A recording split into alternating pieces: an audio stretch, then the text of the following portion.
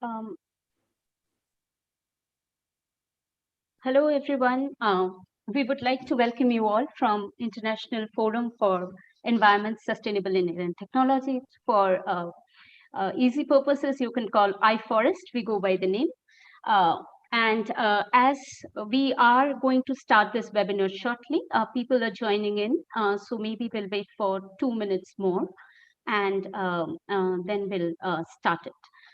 Um, so, as of today, I'll announce the agenda, how we'll go about today. We have a program of 1.5 hours until 3:30. And this program is also being live telecast on YouTube. So whoever wants to join in there can join in as well. We are hoping.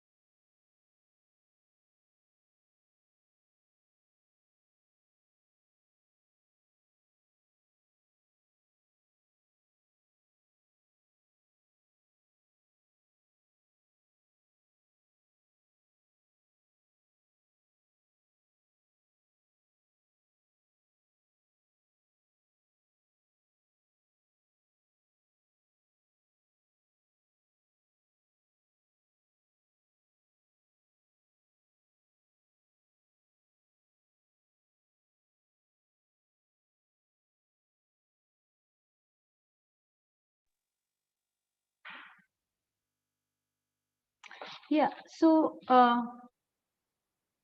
I'll make a few announcements as we wait, as people are actually joining in. So for all the participants who are joining us today, please type in your questions in the Q&A box. Uh, so it's easy for us to collate the questions, and we'll take up following the panel discussions. We'll try to respond to as many questions as we can. I'll go briefly through the event agenda today. Uh, we have a presentation. So just to brief you, this program is also targeted particularly for students and young professionals who are engaged in the issue of law, particularly climate law, environmental law, and students even of environmental studies programs, public policy, who are in various ways engaged in capacity with the subject. We are very thankful to many of the faculty members of the law universities, as well as all of these programs who have helped us to publicize the program and get the students today, and we're looking forward to their engagement and questions. There will be, so the way we'll go about is we'll have a presentation from Mr. Chandrabhushan, who is the CEO of iForest, on the topic, does India need a climate change law? It's a heavy topic, but we will have a presentations which is very understandable for the youngsters so that they can ask questions, engage, and give their opinions. Thereafter, we'll be followed by a panel discussion, and we have three very eminent panelists with us today, in fact, from three different quarters. We have Bahar Dutt, who is an award-winning, renowned environmentalist and has been an inspiration for many of us, in fact, Bahar, through her writings and through her work. And currently, she is affiliated as an associate professor at the Shiv Nadar University, Department of Communication. We have, and welcome Bahar. We have Nitish Thank Barol, you. who is currently with the United Nations Development Program in India, and he is also the Asia focal point for the UN Major Group of Children and Youth. And Nivit will bring more from the perspective of the youth and their engagement today. And welcome, Nitish. And finally, we have Professor Charu Sharma, who is from OP Jindal Global Law School. And she has been working, writing, and of course, teaching students on the issue of climate change and climate law. And very welcome, Professor Sharma. And we look forward to this panel. Uh, and all the panelists will share their initial observations for about 10 minutes, and then they will respond to your questions, which will be moderated by Mr. Chandrabhushan during the course of discussion. And then we will take up also if there is an individual question, particularly for the panelists themselves. We also have two polls which we have kept to make the session more interactive. One which we will run at the end of the first presentation by iForest. And so we would love everyone to join in that poll, and one will do at the end. So, and welcome you all once again, and we look forward to a very engaging afternoon. Thank you. Thank you, Sreshta, and I welcome all of you. It's a post-lunch session, so it's a heavy session with a heavy topic, but I'll try my level best to make it as light as possible so that we can discuss together this very important topic. So I'll start sharing my presentation, and as Sreshta said, my presentation is going to focus on the topic: do we need a climate law, a new separate specific climate law in this country? Now, let me place certain facts before we discuss the legal part. We all know that under the Paris Agreement, we now have a target, a temperature target of 1.5 to 2 degrees that the world agreed in 2015. But the other fact is that if the nationally determined contribution of all the countries are put together, what countries have committed under the Paris Agreement, we are looking at around 3 degrees temperature increase under the current policy scenario. So while countries are now talking about mid-century decarbonization, if we take what they have on the table currently, their policies right now, we are looking at about 3 degrees temperature increase. As far as India is concerned, while there has been a lot of talk about India's climate commitment being quite equitable and ambitious, it seems that it is not that ambitious at all. Why I say this is that we have more or less achieved 2 out of 3 commitments that we have made. Our first commitment was to have energy intensity of GDP of around 30 to 35% below 2005 levels. We are already 36%. So we have already overachieved our energy intensity target under the Paris Agreement about 8 years before. As our second commitment was on non-fossil fuel, and mind you, this was a conditional target. India said that it needs money and technology to meet this target of 40% of our electricity capacity to be non-fossil fuel. We are already 38.5%, and we have not received a penny of money or any sort of technology from anyone. So we have again, and we are on track to maybe reach about 65% of our electricity capacity to be non-fossil fuel by 2030. So as far as energy sector is concerned, as far as energy intensity of economy is concerned, we are way ahead of the target that we gave to the Paris Agreement. We will struggle on our third target, which is to generate, to have large carbon sink in our forest. We had committed 2 to 2.5 billion tons of additional carbon sink. But the fact is, if we take 2005 as baseline, we will not be able to meet it, because we will need additional land of anywhere between 20 to 30 million hectare, which is just not available. We will have to do large scale plantation, for which time is not there now. We are just 8 years left from 2030. So we will not achieve this carbon sink target. But again, the baseline government of India has not clarified on this issue. So we still have to wait for the baseline that government of India will choose for this target, whether it is 2005 or it is 1990, it is not clear. But nevertheless, this is a target which we will struggle to meet. Now look at the experience from Kyoto to Paris. What has been our experience of 30 years of climate change negotiations? What is clear is there is no international police force to force countries to meet compliance. And so whether it was Kyoto Protocol or it is Paris Agreement, there is no international enforcement mechanism. Countries can walk out without any repercussion as far as this international agreement is concerned. It is also difficult to have any trade-related enforcement mechanism. US at one point of time was talking about having a carbon tariff at the border. Well, that is not possible. EU is still talking about it, which is very, very controversial. And I think most countries will not agree. Most countries will not agree to connect trade and climate target. And the last point is Paris Agreement is dependent on goodwill and moral persuasion. And therefore, it doesn't have any tool to increase ambition of countries. Whatever countries want to do, they can do. So internationally, the framework that we all have agreed to doesn't have tool for ambition. It also doesn't have tool for compliance. And therefore, there is a growing demand internationally to have national legal mechanism which can increase ambition as well as ensure compliance with national law. There is also a demand that there should be an open and transparent target setting within the country so that there is large scale discussion before a country decides what the target should be. As I said, take the case of India, whatever target we had set. I'm not saying that we didn't have discussion, but we did not have enough consultation when we gave those NDCs to the Paris Agreement. So the other demand for a national law is that there has to be a basis and transparent mechanism based on which countries should set target.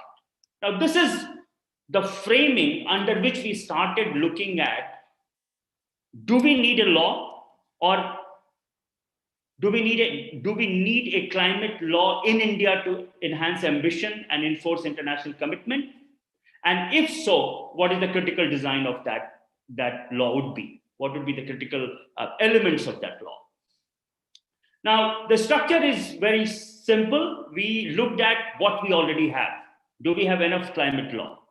So that was the first part of our research. The second part was, can we work with courts to enforce the existing law to improve ambition and compliance? So we looked at court cases to see whether with the existing law itself, can we work with legal institutions, our judiciary, to increase ambition and improve compliance. Then we looked at what is happening internationally. And we looked at climate laws, new climate laws that are coming. And based on these three things, international experience within the country of our judiciary and climate related cases, and what other laws we already have in the country, we have arrived at certain conclusions, which I will present. Let's look at what kind of laws we already have.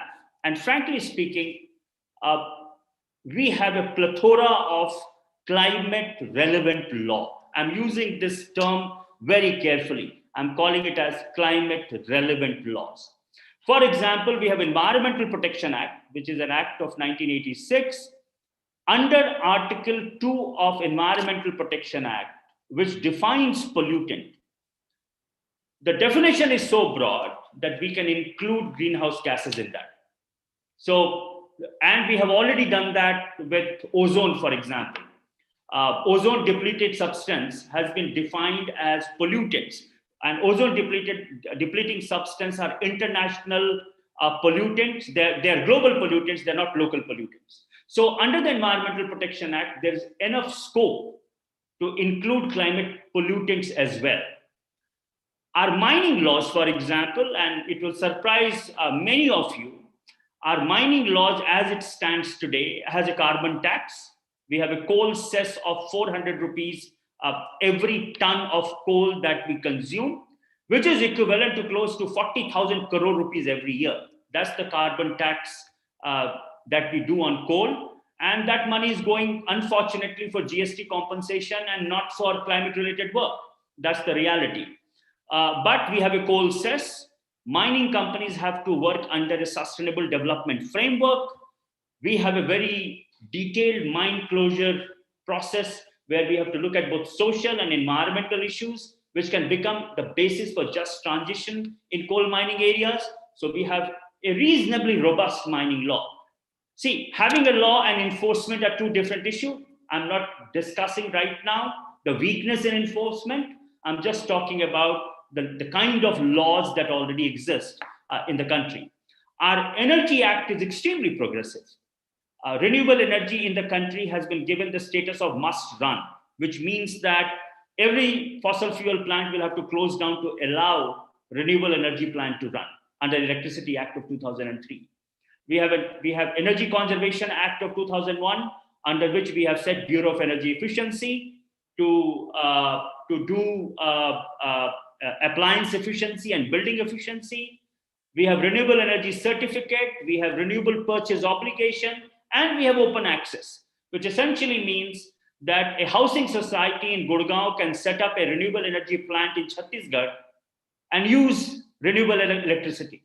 So that kind of freedom to have a variety of renewable electricity exists in our current law. We have NGT, which is for dispute resolution.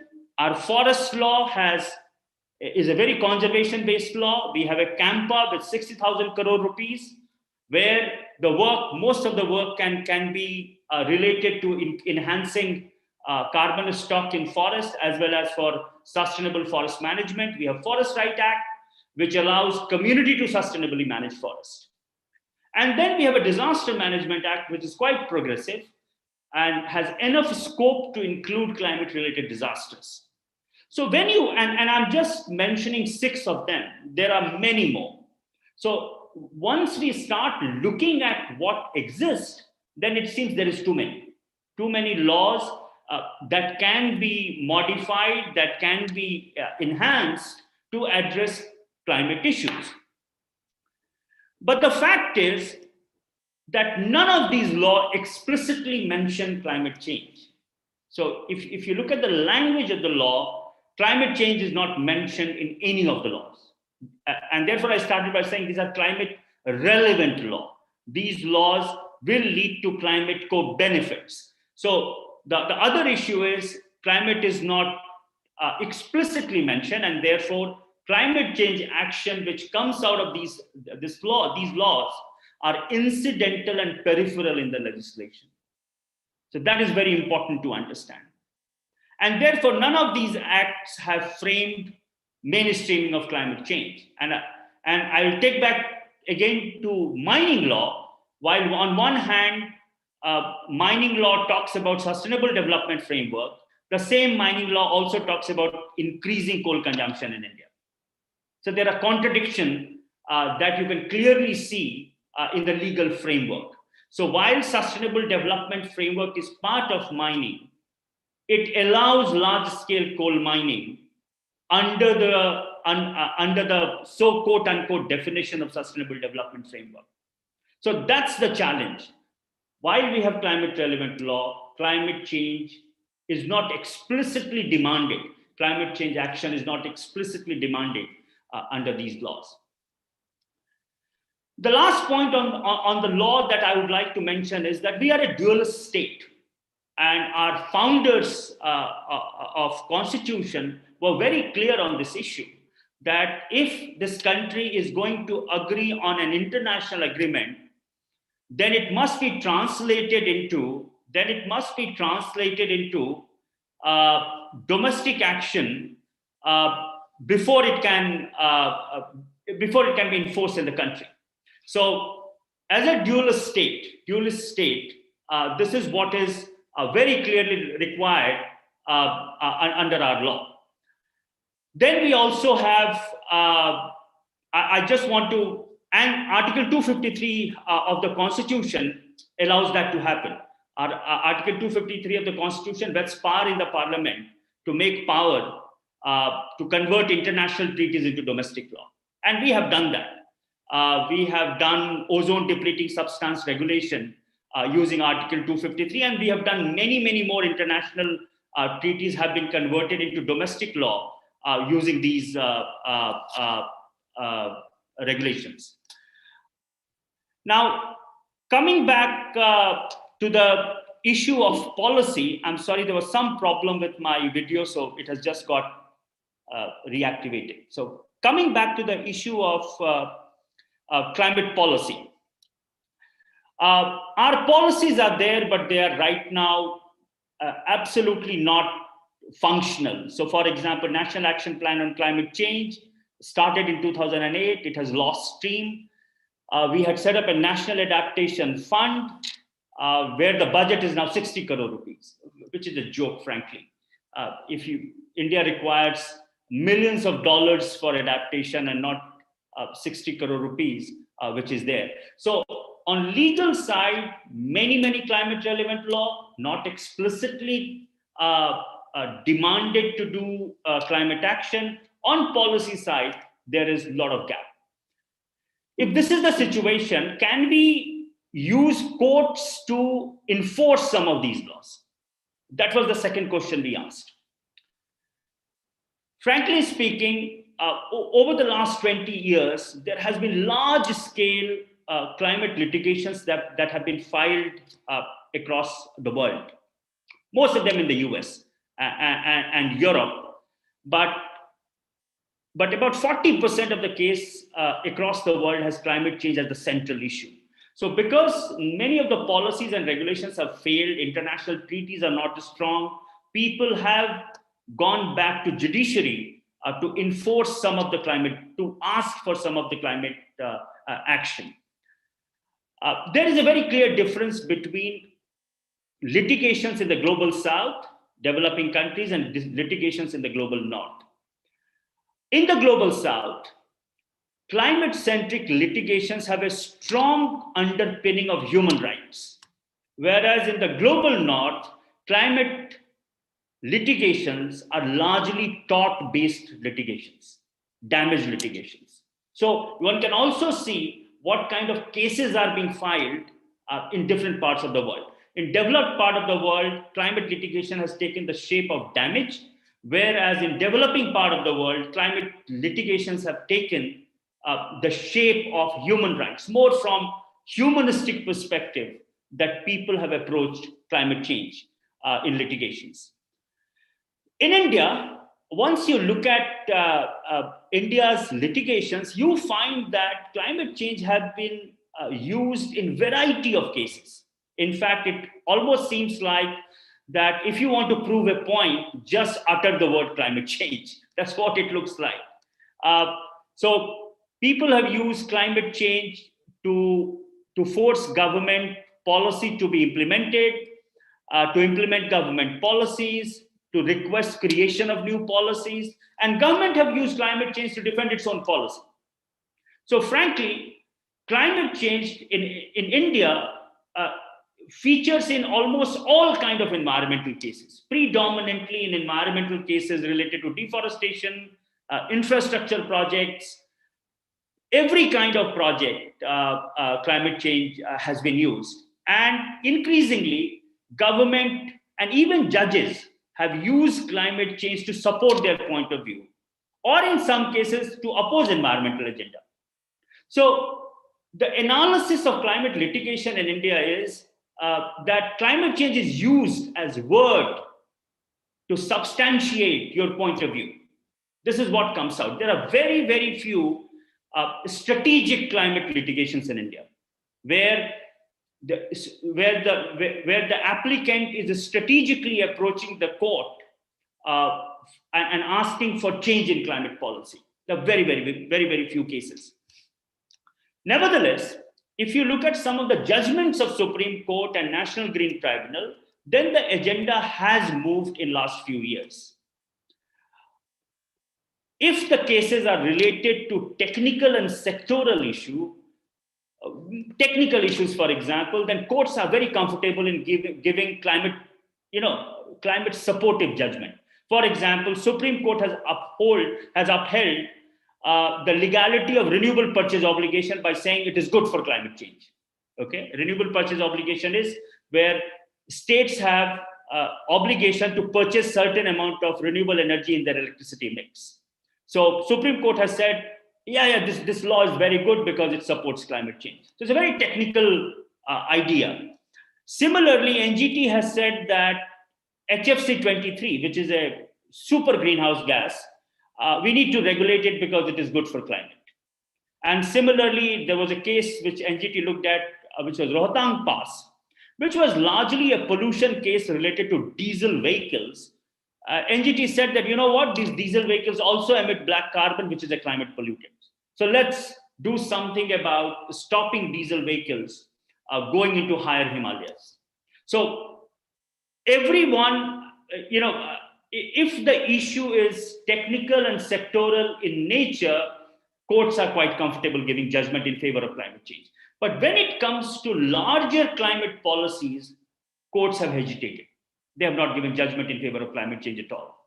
Nevertheless, our analysis is, and as we are looking at this, that a well-crafted strategic climate litigation has some potential. We are not saying that it will do wonders or it will achieve everything that we want, but a well-crafted strategic climate litigation can move the climate agenda if it is very, very well crafted. Coming back to the third point, so the point that I have made so far is many climate relevant but not explicitly climate related laws.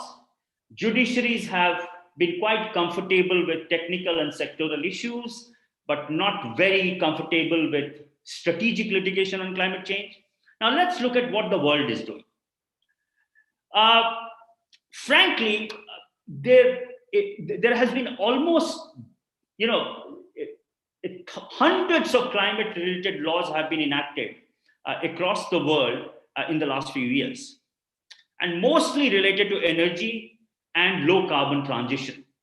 So, for example, today there are 145 countries with green energy related law, and there are 125 countries who have low carbon transition related laws. So climate change laws have proliferated in the last few years across the world.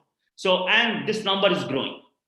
And there are now many specific climate related laws that countries are enacting. We have reviewed three specific climate law in our report. The first is UK climate law, the second is German climate law, and third is Mexico climate law. To understand what a Mexico one, we wanted to understand what a fast developing economies are looking at as far as climate legislation is concerned. So we looked at three specific climate law, and then we also looked at law of Colombia and New Zealand. And these are some of the common feature of specific climate laws that countries are enacting. Most of these laws have targets and budgets, both short-term and long-term. So UK law, for example, has a 2050 decarbonization target. Germany too has 2050 target. But Germany has very detailed budget to different sectors. How much carbon emissions will be done by power sector and how much carbon emission will happen from, transport sector. So there are very, very detailed budgeting that Germany has done, and UK has done much more long-term, and then 5-year revolving cycle target that UK has done. Most of these laws have talked about strategic, plans and programs, but not instruments. So they have left instruments, operationalization of these targets and budgets to sectors to take care of.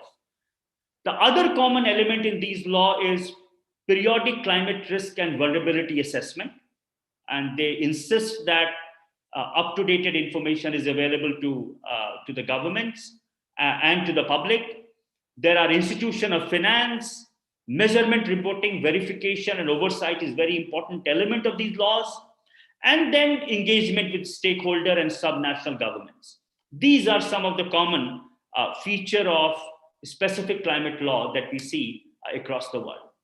Our takeaway is that, frankly speaking, targets are dependent on economic status. If you are a rich country, developed countries, you are setting net zero target. If you're a developing country, you are giving a much lower target. The policies are talking about broader aspects, not specifications, and therefore specifications have been left to the sectors. And then institution design has to be done very well. Most of the law are very clear on institution design because they want them to be implemented. And therefore, we have now come back to the last part of what our report found. And this is what is actually the crux of the matter. The crux of the matter is that litigations have certain advantages. You have enforceable outcomes, you can put pressure on the government, but frankly, you have limited room to set a specific target or policies. Judiciary generally avoids getting into larger policy debates and domain of the government.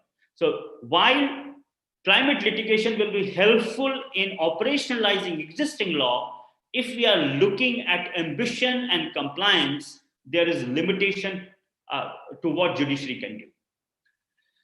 National climate relevant legislation in India lacks climate specificity, as I said, and as far as international is concerned, we do not have tools for ambition and we have weak enforcement mechanism. If this is the case, then what we have recommended is something quite unique. We are saying that we do not need a new climate law which is over and above all the law, or a very specific and separate law. We are saying that we need something called as a framework law, which is essentially to address cross-sectoral issue. We are saying that we already have enough laws in place. We need to operationalize and strengthen those laws rather than think about a completely brand new law. So what we are saying is we need a framework climate legislation which essentially stitches together the existing laws, strengthens them, those laws, and then lays down general principles and obligations. And this is what a framework law is. And a framework law in India can therefore establish foundational principles, stitch together existing law and institutions, and add the missing element if that is there. For example, how do you set the target? This is what our recommendation is. So some of the foundational principle we would like included in the framework law is mainstreaming climate policy, establishment of institutions and rules for coordination. How does energy sector and forestry sector and transport sector coordinate together? Open and transparent process for goal and target setting. How do you set up goals and targets? An independent institution for scientific advice, very, very important in case of climate change, because you want certain independent institution to tell both the government and public what is available as far as science is concerned. Clarifying the role of different government, different levels of government, amending certain laws. We will need certain amendments. For example, Disaster Management Act 2005 needs to be tweaked a little bit to include vulnerability and adaptation planning as part of that.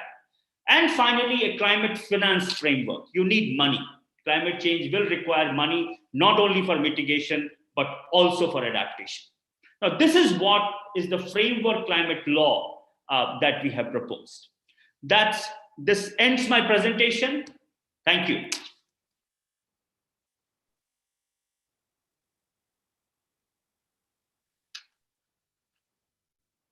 Sisha? Okay. So there is going to be a poll now. If I'm not wrong, Sisha, there's going to be a poll. Okay. So how does it happen? Can you explain to people?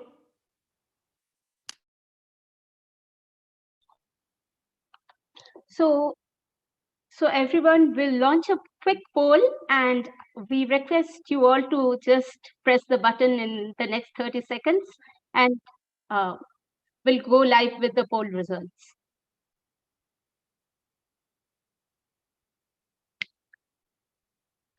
Yeah, I already started it. So people, please respond. So I think they're quite smart. People have responded already. It's on. And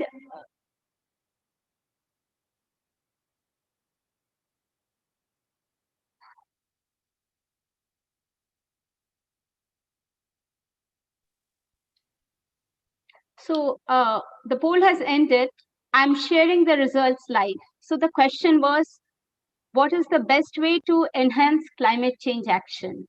And most of the people thought, here are the results. Okay.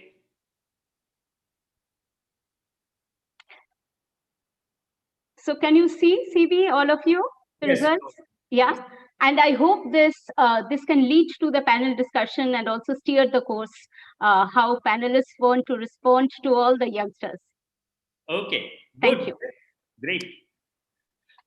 Thank you. So we have seen the poll result. A little more than half of the participants feel that we need a dedicated climate change law. Let's see what happens at the end of the panel discussion.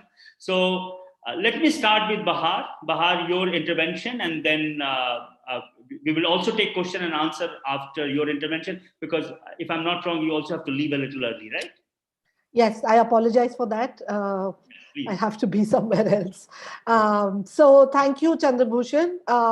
I think, I've been lamenting there are lots of webinars happening these days, but I must honestly admit I learned a lot from your presentation. I've been reading your report over the last 2 days. So firstly, congratulations. It's a very exhaustive report. It's a very interesting report, and it's very relevant to the times that we live in. So well done on that. And I'm not just saying that because you've invited me to this webinar as a panelist. I genuinely mean it. So that's, firstly to start with, I think, yes, it's very comprehensive. I think to start, say, perhaps with your last slide, which was, your conclusion, I was very relieved that you were not proposing another set of laws, because halfway through the report, I thought, oh my God, this is headed in the direction of let's have climate change legislation, right? And I come from, a time when, whether as a journalist or as now teaching at the Shivnada University, I find that while climate change is the biggest story of our times, it is the toughest story to tell. It is the most challenging topic to teach to students as well. So, given also our political climate in which we operate, you haven't mentioned the draft EIA and the opposition related to it, but I am going to bring that up. Um, Also linking it to the poll, which just happened. I was wondering how many would click on climate activism. But it seems that everybody, from what I could make out, more than half said that we need a climate law, right? That's what the poll said. Yeah. So interestingly, your report didn't say that. You're saying that we need something called a framework convention, right? Now, I Yes, just just want to tell you yes, about the framework law which has to be enacted. So it will yes. be a new law, but it will not be something separate from what we already exist. Exactly. Now, you talk about establishing institutions, and to my mind, as I said, climate change is a tough topic to communicate, to teach, to legislate. And you yourself have acknowledged that the judiciary, while they sprinkle it around in their judgments, by and large, when it comes to policy decisions, they tend to stay away from it. Now, I think the best sort of marriage, between two heavyweight subjects is air pollution, because I think air pollution helps to bring climate change to our doorstep. And when you talk about the creation of institutions, and you say establish institutions, we could not even bring together the commission, the CAQM, right? What was supposed to happen, we were supposed to make Commission on Air Quality Management. For students who are listening in, you must be aware of this. The time for that lapsed. We could not make that institution happen. This is in spite of the fact that for air pollution, I have to say there is a much larger lobby. Citizens want clean air. If you do a poll right now and ask about climate change, I'm not sure if climate change people will listen, but I think air pollution, immediately people will say, yes, we want our government to do something about it. So I am not sure if the creation of a new institution will help the cause of climate change. So I'm just going to say that the only point where I disagree with the findings of your report is I think that the existing laws need to be strengthened. And I think that the implementation of those laws is where we are lacking. Number three, the third point which I want to make is that I think there's a dissonance between what we say at UNFCCC and what we do domestically as far as our environment policies are concerned. And I say this particularly with regard to our forest policy, because I think we continue to divert forests and we continue to very conveniently ignore the impacts it has on climate change. Just today, in spite of what happened in Uttarakhand, the government has given a statement in Supreme Court saying that the hydropower projects will continue. Even though it is known as a climate change story, we know what happened. Scientists have now said on record that climate change did exacerbate what happened in Uttarakhand. In spite of that, the government has on record stated that hydropower projects in the Himalayas, existing ones, will continue. So lastly, to conclude, I'll just say this much, that the report is very exhaustive, very comprehensive, but I think that we need to set it in the political environment. And when it comes to climate change rhetoric, and CB, you and I have been part of a number of UNFCCC, whether it was at Copenhagen, whether it was at Paris, and I found that as we were in the media reporting on climate change, the narrative given to us was very fixed, which is that climate change cannot compromise our economic development. Right?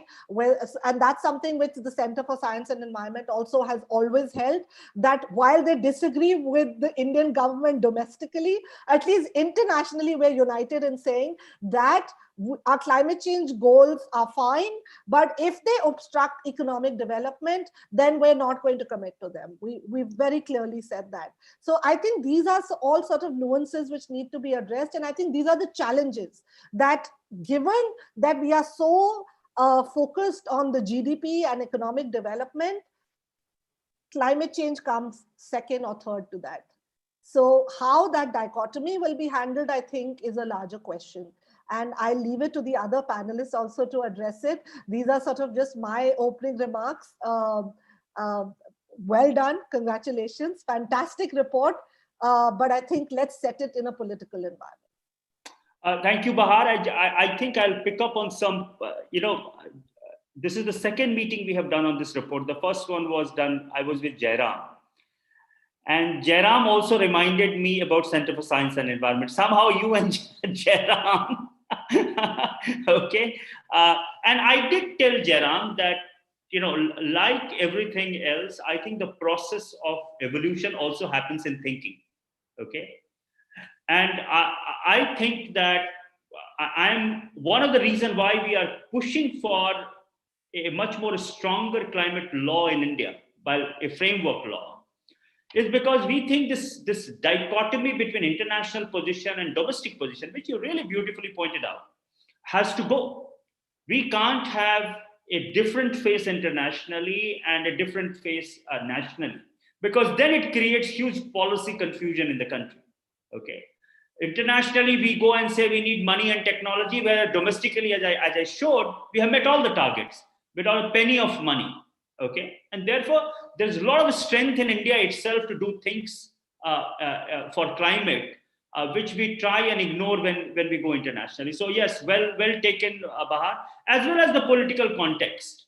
Okay, of making sure that our forestry laws are in compliance with what we are talking about climate change. So absolutely, all the points are well taken.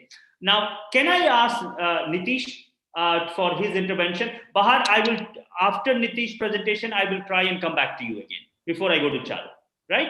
Okay, Nitish. Okay. Hello, everyone. I like to share my screen. And once again, thank you for inviting me.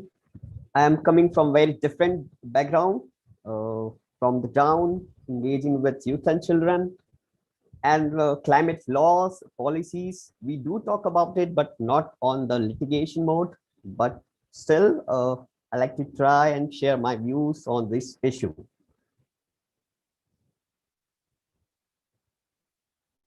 So let me start with this point now, which is the topic of today's intervention. Yes, laws matter in the fight against climate crisis, and we have already lots of laws who are taking care of it. International convention, we are talking about it. But what we have to think more on this is we tend to find solutions only in laws. If something happens, we just ask our governments to make a new law, make a new policy, and we don't think about other solutions which are available to us. Yes, laws are important. It's very essential to make a framework for any problem. But we also need very collective and strong international collaboration. Without that, we can't do single-handedly, we can't fight against climate crisis. Second thing is, we also need a very strong political will. You know, we have lots of laws, but if we don't have a very strong political will to implement these policies, these laws, we are not able to achieve our records. Again, public support. Uh, Public needs to contribute. Public needs to ask questions to their governments, like what we are doing. We need to ask, like we are what we are telling at international level, but what we are doing at local level. We need to ask questions, and that's why public awareness, public support is very essential in this. Building partnership, yes, because again, one organization, one government can't do all the solutions, all the actions. So we need to build partnership. Many organizations already have solutions. They are doing great work at very small scale. With this building partnership, we can tend to not to scale up their solutions. Again, action research, it's very important because we have lots of scientific research about climate crisis, but people are not aware of the ground realities, what's happening on the ground. We need to do about like what's happening on the ground, how people are getting affected by climate crisis. We need to write about their stories. We need to share these stories with people. Again, localization of solutions. Technological solutions are available, indigenous knowledge are like already available, who have a climate change crisis solutions, adaptation and mitigation solution are available, but we are still unable to use the solution at very local level.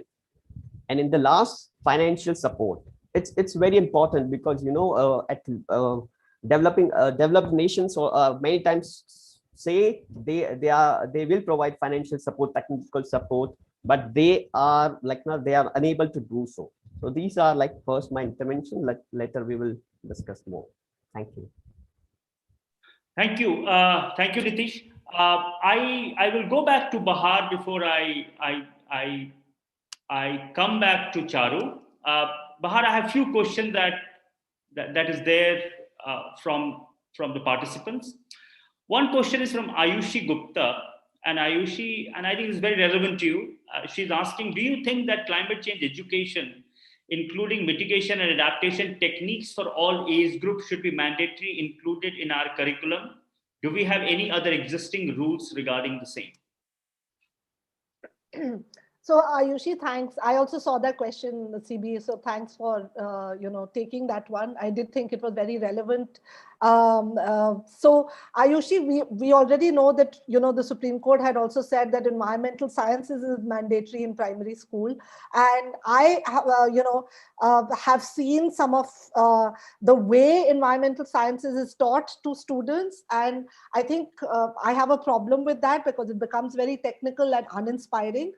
So again, while I think, yes, it is important that climate change education happens, I myself happen to teach a course to undergraduate students, which is called Media and Climate Change, where I take students through the current narratives on climate change in the media. We critique it, but I also take them through the steps of good storytelling on climate change. And I think that how you tell the story of climate change will impact how much people are interested in it. And sadly, I think that the stories around climate change are either technical or political. And therefore, we leave out a large section of people, who would be interested in it. People want to know why it's hot. People want to know why it's, suddenly Mumbai is getting floods just on one day. So I think the stories are interesting. Yes, the educational part is very important, but equally so, how we tell those stories is as critical. Okay, Bahar, I would like to, put another question to you. The other one is from Vivek, and Vivek has also started a parallel chat in the chat box. But let me take this question that Vivek has put out. How can we make Indian policy and action plan formulation more democratic and the process therein resilient against failure to incorporate all stakeholders' interest? Are we But in track? yeah, Yeah. yeah. Vivek, God, you've touched really a sensitive nerve, I would say, but so right. I think that's exactly, I would say, was the problem with the draft EIA, because in fact our laws did have the scope for public participation, and I've actually always maintained that we have a good set of environment laws. Where we are always lacking in is the implementation. So there was the scope for public participation, but how do we make sure that all stakeholders participate? How do we make sure that then, if that stakeholder participation hasn't happened, that EIA can't go through, for instance? I think that's where we are lacking. And of course, now with the recent amendments and changes which have been brought about, public participation has been done away with. So I think that is a huge lacuna which needs to be addressed. Now it's all about self-certification. If you've looked at the draft EIA, it's about the people can come, and it's literally saying that you can certify yourself. You can also go for post facto approval. So I think there are several problems there, but I'll stop at that. Good, Bahar. So I'll now go to Charu. It would be nice if you can stay for a little longer, but it's fine if you want to leave. No, I would love to hear Charu. I have 7-8 minutes, so I will stay on. So, Charu, the floor is yours, please. Yeah.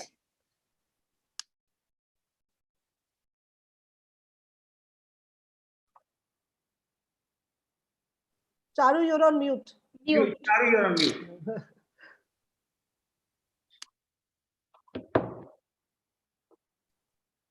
Thank you, Chandrabhushan, and thank you, Bahar. And I'll try and make my struggle in my mind, which churns every day within me, and I'll try and bring that out. So many points have been covered by the research and the report which iForest has undertaken, and it's very nicely put and it's very clearly put.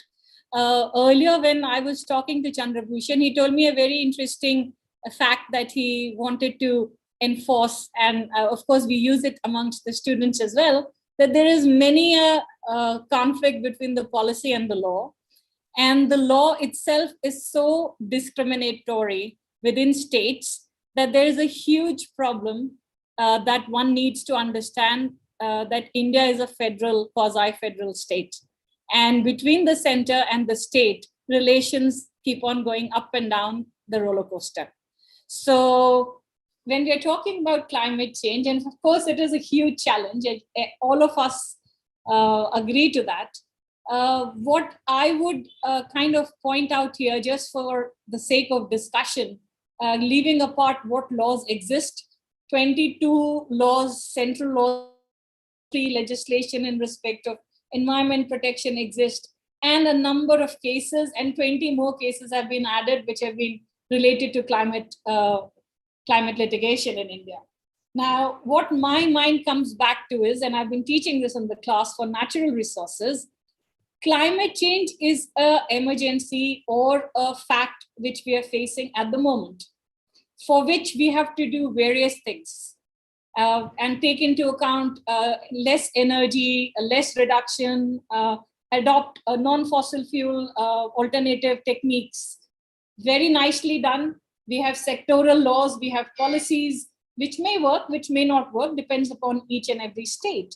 Now, what my basic question comes back to whether people in India and across the world are ready also to have better policy and laws, because laws and policies are definitely tools to deal with natural resources management. Because we have been somewhere lax in doing that, we have reached a stage where we are facing water shortages in all countries across India, in all states in India, in cities in India. Bangalore is about to go to ground zero. South Africa faced going to the 0 day by adopting a number of practices. So my question then comes that if we have so many different natural resources law on mining, on forests, on biodiversity, we have no coordination at all between the institutions and the functionaries and the executives who are actually working on the ground. If I go today to a national forest or a protected area and I talk to the guard, he doesn't know anything about anything except that, madam, 100 rupees lagta hai to get into this, and we will only take you to very specific places in the park.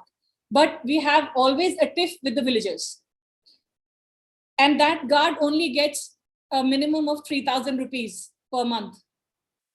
These are the executives who are enforcing our laws. These are the administrative people whom we need to shore up. So capacity building for natural resources management and climate change only becomes a part of it.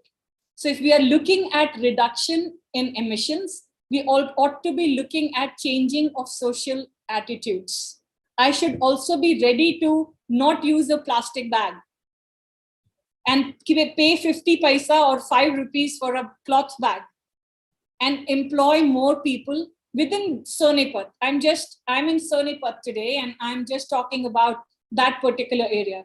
So my lament has been better use of natural resources. And of course, climate change strategies and a framework law, as Chandra Bhushan has suggested, makes sense only when there is a lot of coordination between institutions of governance. We rely upon labs and scientific institutes and CSE and all the scientific labs which we have around the country. They instill further education to students, to children, to encourage them to get into environmental studies because it's very important. And I'm going to just stop here. I've not raised any legal questions here. I've only tried to put across the lament which one faces looking at the plethora of laws and the decisions which are given, and everyone is very happy about it. But my students question me saying, ma'am, this decision's been given, but how the things are still the same. Air pollution is still hurting us. My shirt is still getting from white shirt. It's still getting gray if I come from Delhi to Sonipat, even if I take the MTR, although that's a mass rapid transport and we are using less energy, we're using electricity and so on. So my humble thought for this panel's discussion that ought we to be looking at natural resources management strategies and law more seriously, and then climate change would come, which will require definitely legal detailed rules in respect of standing, in respect of imposing a substantive duty upon the state, apart from the constitutional duty that the state has to manage natural resources and reduce emissions. And I will stop here. Thank you. Charu, I felt that then your students are very pessimistic. Is it true? I do not know. These are the questions coming up in class. They have read environmental law. They have been reading policies. They have been reading cases that we given to them. They are, of course, very tech savvy and they are always on Insta reading about happenings around the world, talking about Greta Thunberg and, the protest that she has done. They're very young people and they are questioning this. They say, well, we have policies, we have laws, we have cases. However, this is nothing to do with that. We don't have anything comprehensive wherein there is a link between one ministry to the other ministry. We think ministries keep on conflicting, and the Ministry of Environment and Forest is very popular or unpopular, and quote unquote, because the Ministry of Environment and Forest and Climate Change comes out with various policies which are in conflict with each other, as well as the laws are in conflict with each other. And then it comes out with something like a draft TIA 2020, against which the whole student community has protested because there is no scope for participation. So I'm going to ask this question to both of you, Nitish and Charu. This pessimism in young India, see, there are many reasons for pessimism. Okay, one reason for pessimism is inability to engage, powerlessness. Okay, the sense that I see a problem, but I'm not able to solve that problem. Okay, or my voice is not heard. There could be other reasons for pessimism. The other reason of pessimism is the way they're consuming information, which is only negative information, that the world is bad and everything is going downhill and nothing can be done. Now, I want to start with Nitish and get your sense. First of all, do you also have this sense that there is a widespread pessimism in young India as far as environment is concerned? That is my first question. And then my second question would be, where do you think this pessimism comes from?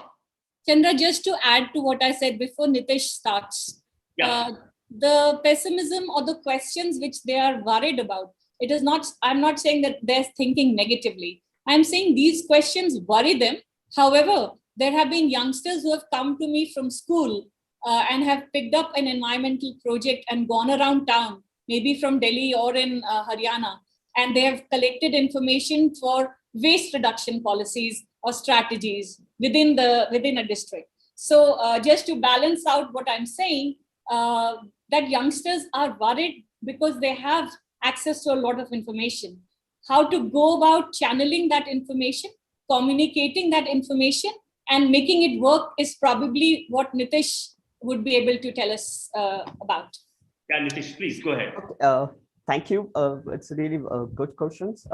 First thing, from like my work experience and my engagement with youth and children, this pessimism I'm not able to see.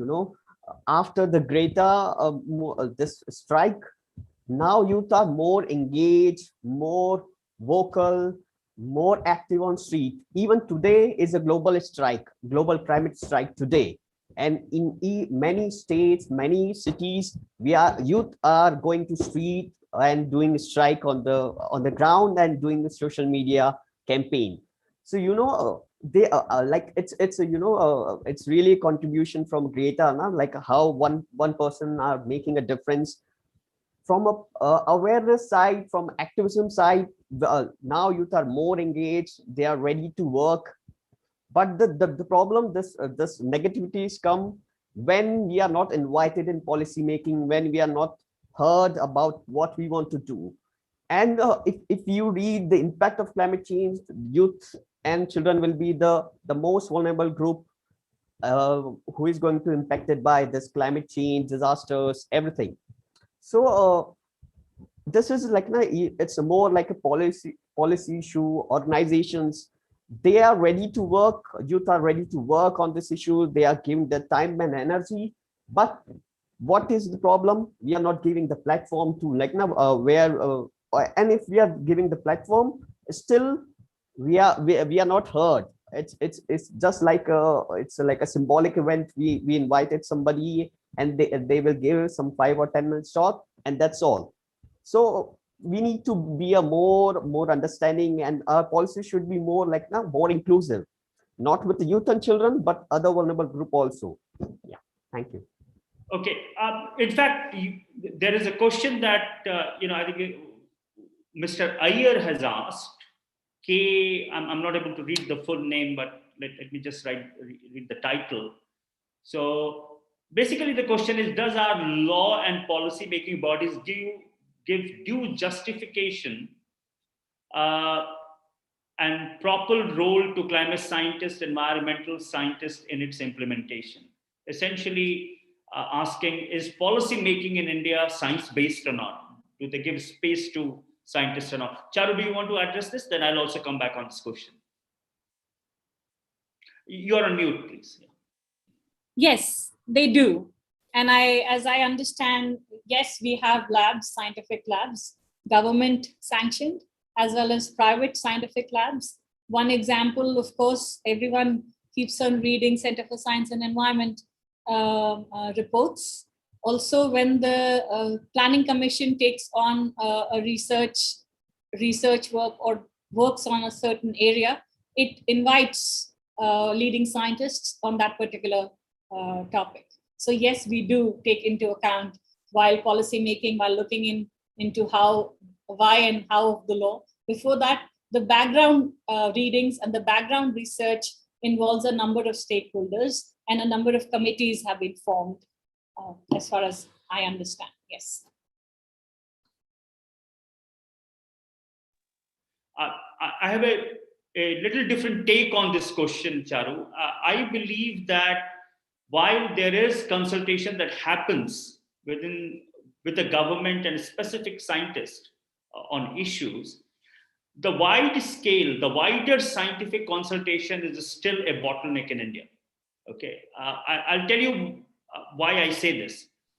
Generally, the best practice in lawmaking is that before you put law for public comment, you essentially put a white paper for comment. You do not put law. In India, our practice is that our public comment means you put a draft law for public comment, okay? And therefore, people have very little scope other than to comment on the law itself, okay? Whereas, the best practice in lawmaking is that you essentially first put out a scoping paper or a white paper or a background paper itself for public discussion. So that the facts and figures and information which is lacking is provided by the wider community, whether it's a scientific community, youngsters, social scientists, journalists, the society at large can provide information on that white paper. And then that white paper becomes the basis for draft lawmaking, and then you make the law. Now, this is a time-consuming process, okay? Lawmaking is a time-consuming process. But I also believe that making right law is very important. In India, what happens is that we make law and then we quickly start amending the law. Sure. That tells you the fundamental problem in making the law itself. Okay, a good law is one which doesn't require too many amendments. It means you have already covered the ground, you have taken all possible scenarios and everything else before you're making the law. Now, here in India, lawmaking is a hasty process. I just want to give you the example of EIA, which many of you have talked about. The fact is, EIA notification is essentially, which came out in 2020, is essentially a compilation of the 2006 notification plus hundreds of amendments that has happened between 2006 and 2020. Amendments, office memorandum, executive orders. What they have done essentially is to put them together. So because I have worked so closely on EIA and I have critiqued how over a period of time public hearing has been diluted from 2006 onwards. By the time we have reached 2020, public hearing has become almost like a formality, okay? And therefore, what you see in 2020 law is nothing more than what is already practiced, okay? Now, this information, by the time people only had the chance to comment on the EIA notification 2020, but if this information was available to people, they could have then substantiated it in a white paper and then demanded a better law rather than an amalgamation of 2006 plus all the amendments and office memorandum that they have done. So I think there is a problem of lawmaking in India, okay? There is a problem in lawmaking in India, and that requires serious consideration. Lawmaking takes time. It is better to take time and make a good law which we can enforce on the ground, rather than make a law quickly which we cannot enforce, or which has to go through multiple amendments. So I come with that perspective, because this is what I see on the ground as far as environmental laws are concerned. I agree totally. I agree totally. But then I also, just playing the devil's advocate and trying to, whosoever students are listening here, I would also say that when the time comes for elections and when the time comes for voting and your vote matters, it really does matter. So for all those students who are above 18 here, who present today in the forum, I have this question for you. How many times have you voted for a person who has advocated for an environmental issue? Have you gone and engaged with them? So these are the people, the MLAs and the councillors are the people who should be looking at the local issues, because you're going to tell them, not the party workers. You have to one vote and one issue, and mine is environmental protection and air pollution, again protection against air pollution. I have not been able to go and meet the councillor here in Sonipat. However, I have been urging, and the university itself been urging the magistrate to have a drain which has been now covered. Small little issues make a big difference. So in order to answer what you're saying, lawmaking is tedious. Lawmaking requires a lot of vision and anticipation and preparation. And white papers used to be circulated, but they are not available to all. And the research or any kind of a report, like your report, Chandrabhushan, iForest report, because we are able to get onto a social media and it is being circulated, maybe tomorrow also on the Insta, if you have an Insta account, might be read by youngsters and a number of people who are professionals, who are people in the IAS or IFS who actually make a difference, like the officials who are actually asked to do reports as well, to research into and give their opinions, the executive, I mean. So if that doesn't happen, because there is less communication, and two, I guess the youths also need to be educated on certain points. Okay, I have a question for Nitish right now. Nitish, basically, there are multiple questions, but I would like you to answer this. What do you think, as a representative of Young India, what do you think are the few top demands for engagement that on environmental issues that Young India thinks it is necessary to do right now for them to be engaged? Is there a list of demand they have in terms of engagement? I'm not asking about demand in terms of environmental outcome. Okay, they will say I need clean air, clean water. That is given. I'm asking more from dialogue, engagement, negotiation perspective. Is there a list that Young India thinks that is required in environmental area? To be frank, now what there's a good trend by UN organizations. So what they do before organizing a big international event, they organize a youth forum. So there's going to be Asia Pacific Forum for Sustainable Development in the coming next week.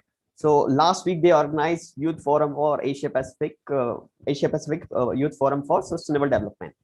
And what they do now is I participated in that forum, and we were from 43 countries youth representative, and we had lots of discussion for like 3 days, and we have a call for actions. So and now what we do before any this international events happens, we organize, even for ourselves, we organize this UN NGCY event, organize youth consultations, youth forum, and we release a call for actions. And luckily for like UN major group for youth and children, UN organizations, governments invite them to be a youth representative. So we will have, that time I have a chance to speak what youth demands for different issues. Coming to your questions, we every time we demand when there is a policy making, and usually what happen when everything's done, that time youth are invited. There is now let me tell you, it's really good. There is a Asian Ministerial Conference on Disaster Risk Reduction, and every 2 years it happens. And for preparation of that event, it started 1 years, 1 year ago. They started preparing for this event, and they have a lots of consultation, government consultations, stakeholder consultations. But that time, youth are not invited. So what they do, they invited on that event. Okay, so that event is happening. On that event, they are invited and asked to speak on youth related issue. So that time when we speak, there is no impact. We need to invite from the beginning, and for every event, you need to hear from us. So that's mainly demand. Like when you started started thinking about something, you need to give representation to youth and children, and other organizations also, like who are mainly working with youth, like children, UNICEF, Plan International, and everything. Yeah, thank you. So Nitish, essentially you are saying that government has to think about a process of engaging youngsters. Right now it is very event-based engagement, but you need to think about a much more long-term where their opinions are valued. Their opinions are valued in policy making and in decision making. So a much more sustained. I have another question to you, Nitish, is where do you think the young in India are getting their environmental information? Is it what is the major source of information that they have? Okay, two things I will tell you about this. There's one big study done by World Vision at Asia level. Voice Guardians of the Galaxy. The name of the study is Guardian of the Galaxy.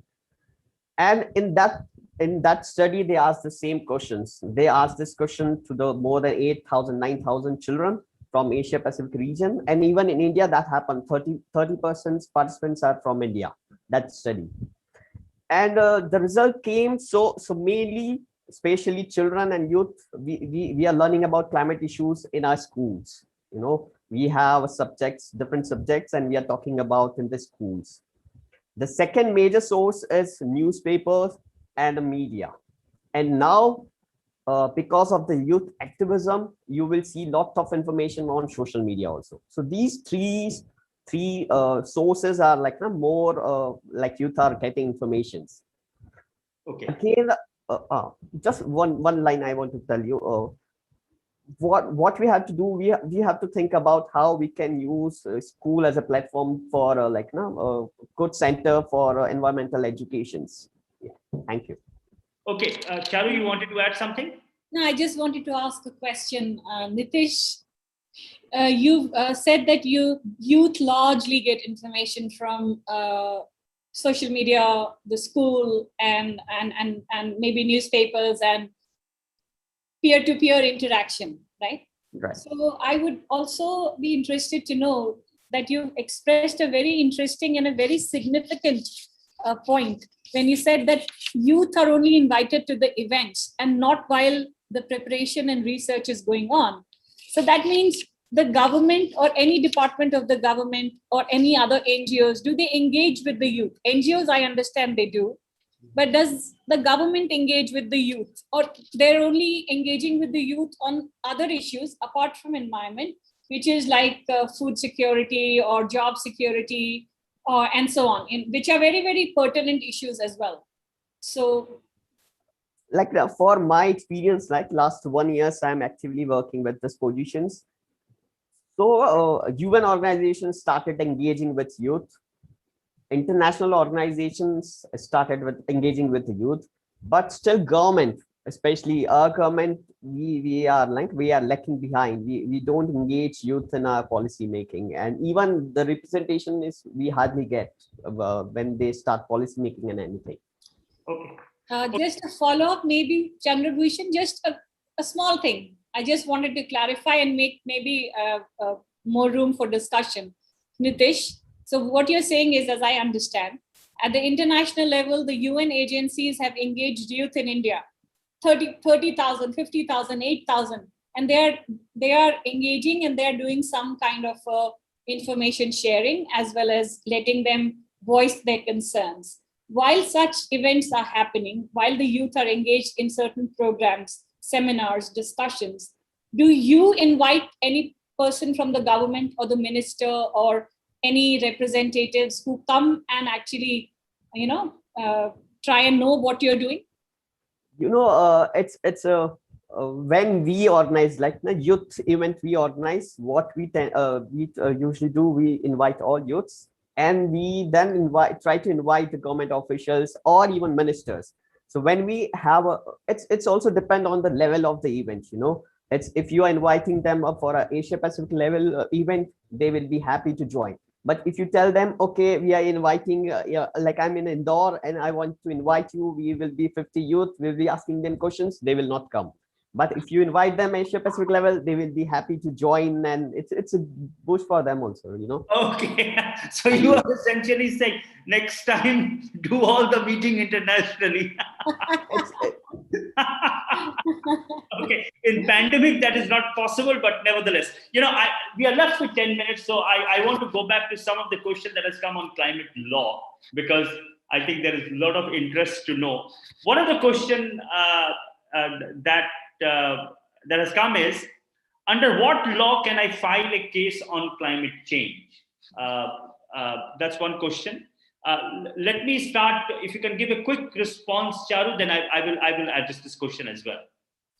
The quickest response would be, as I said, there are so many environmental laws in India, and all of them touch upon some or the other aspect of climate. If you're talking about air pollution, if you're talking about you having asthma, you can even go for common law remedies. You can go under the Constitution.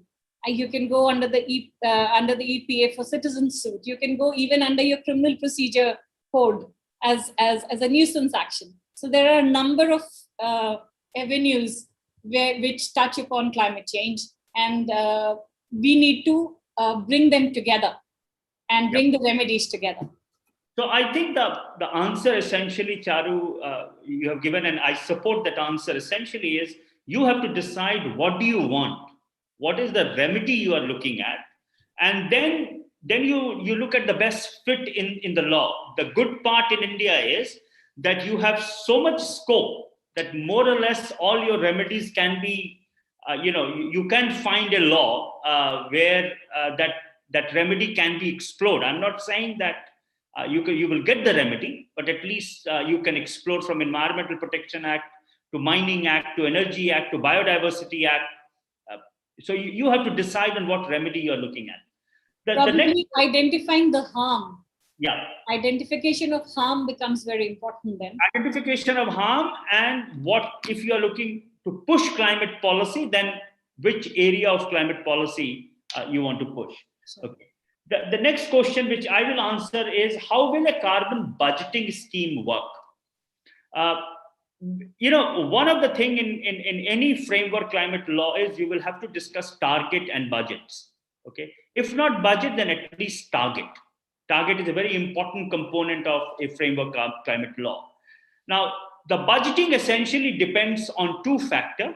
One is size of the industry, and second is potential of that industry to decarbonize at least cost. And therefore, a sector where it is easier to reduce emission generally gets a lower budget than a sector which is harder to reduce, where it is harder to reduce emissions. So there are different methods. There are least cost method. There are techno-economic models which allows you to allocate budget to different sector. But these are very, very well established practice. And depending on the cost factor, the technology factor, even the security factor. Okay. For example, India is now very seriously concerned about oil import. It has been concerned about oil import for a long, long time. From national security perspective, okay, and therefore hydrogen, for example, the new hydrogen mission that Government of India has launched in this budget is essentially also to substitute oil and gas, where our import bill is very, very high, and it has national security implications. So also from the perspective of which sector you want, you are looking at from national security perspective and other things. So that is that was a question on budget. Uh, the next question, Charu, I would like you to answer is, what apart from law, what other factor needs to be considered, or what other tools we need to consider to effect large scale change? I think I already answered in the lament I shared with all of you. Social attitudes. I think going back to the traditional understanding of respect for nature, I think going back to examining how the old practices can be modified to suit what we need to do, and not hide behind non-functioning laws or policies. So swadharma kind of a thing.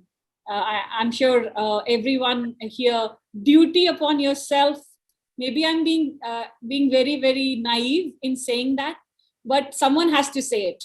And I would begin from home. I would begin from attitude changes, and that only comes when you have discussions and debates like this, and probably engage in such discussions, and then try and communicate that. Okay. The last, the last bit of question is related to incentives, and I think Anirudh Rathi and I think Mr. Rajiv Bhushan, there is some question related to Mr. Lakshmanan has also asked this question. It is related to incentive, and that can we look at incentive as a tool which will enable companies to do better on climate change? Okay. So we generally talk about punitive measure in the law, that this is what needs to be done. What role incentives will have? So both Nitish and Charu, then I will come back in the end and try and wrap it up. Nitish, please go ahead.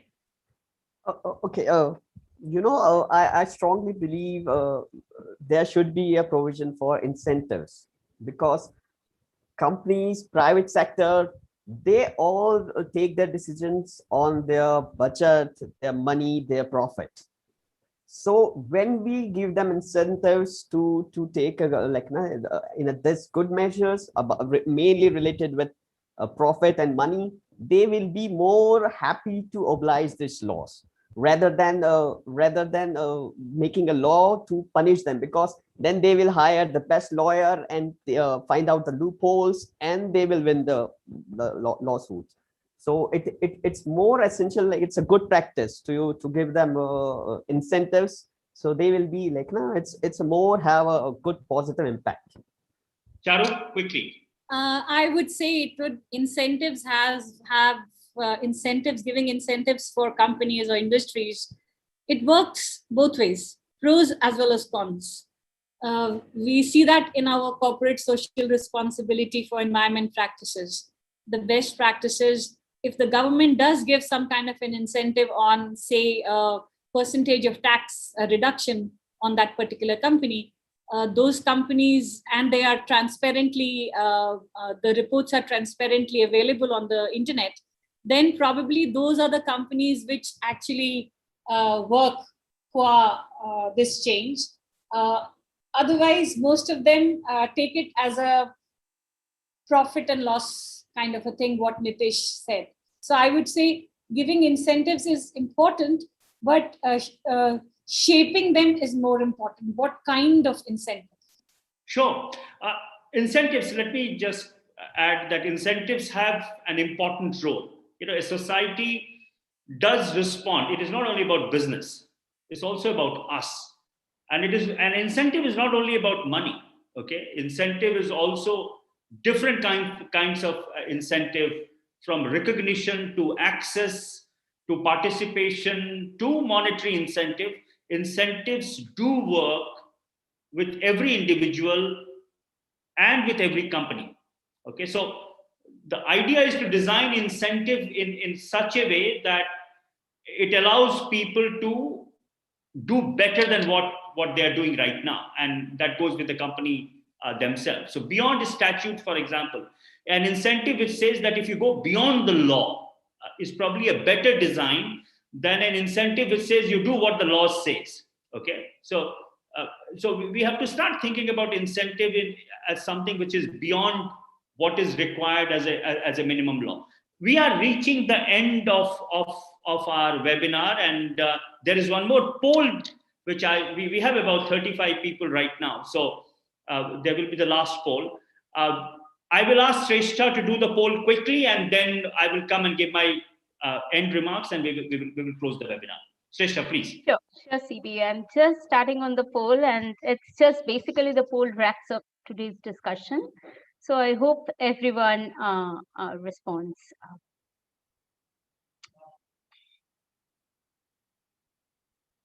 So yeah, I have done. So please respond, people.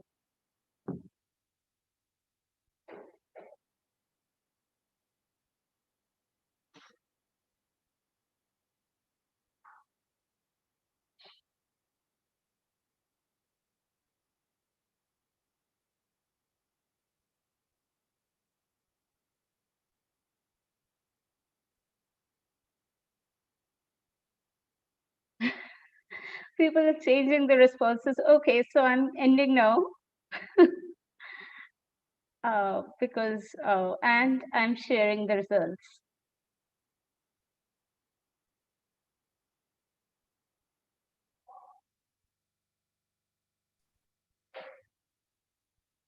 Very interesting results. We can't hear you, sir. CB, you are muted. So let me just say that there is a lot of interest in climate change law. People do believe that certain kind of legal framework is required. And there has to be a lot more discussion. As I said, we have put out a paper, which is a base paper. I'm sure a lot of people will improve on that paper. That's how society should function. We have put out a paper. I'm sure a lot of law colleges and law scholars and professors and students will take that paper and improve on it. And then youth and climate activists and NGOs and government will see the merit in a climate law. And I do believe there is a merit in a law which actually brings things together rather than a law which is a standalone law. Okay, we have a habit of making many standalone laws and institutions. It is almost like a job for the boys, frankly speaking. So we don't have to do that. We have to be smart about climate change. It is a cross-sectoral issue, and the answer has to be found in a cross-sectoral framework. Ministry of Environment is not a very powerful ministry. It needs to be recognized. Ministry of Environment cannot stand in front of Ministry of Power. We have seen that with thermal power regulations. So we also have to recognize the strength and weaknesses of the institution. It is nothing against Ministry of Environment. Okay, these are realities of institutional design. Okay, the way our government works, there are different strengths and weaknesses in different institutions. So recognizing all these, I think a lot more discussion is required on a climate law and what should be the fate of that law. I have just heard that Mr. Jayant Sinha, who is a member of the parliament, has put a private member's bill on a climate law in Lok Sabha. And I had the chance of looking at that bill. I think there is a lot of scope for improvement in that bill. But at least the discussion has started at our parliament level also, which is excellent. So with that, let me thank all of you, all the panelists and participants. I hope we will continue this discussion. This is the beginning of discussion on climate law. The country deserves a law which is acceptable to everyone. Okay, something which is going to deliver. And I'm not bothered about time. I think we should give time in framing a good law. So with that, let me thank all of you. Thank you, Shrestha, for organizing this. Thank you, Nitish, Charu, and Bahar is not there, but still I would like to thank her and everyone. Thank you very much. Yeah. Thank And just you. before ending, thank you all. And we really, this is the first event from iForest that we did for students. So we really, really hope that we'll have many more student events when we'll engage with students on matters of empowerment and matters that, bothers all of us.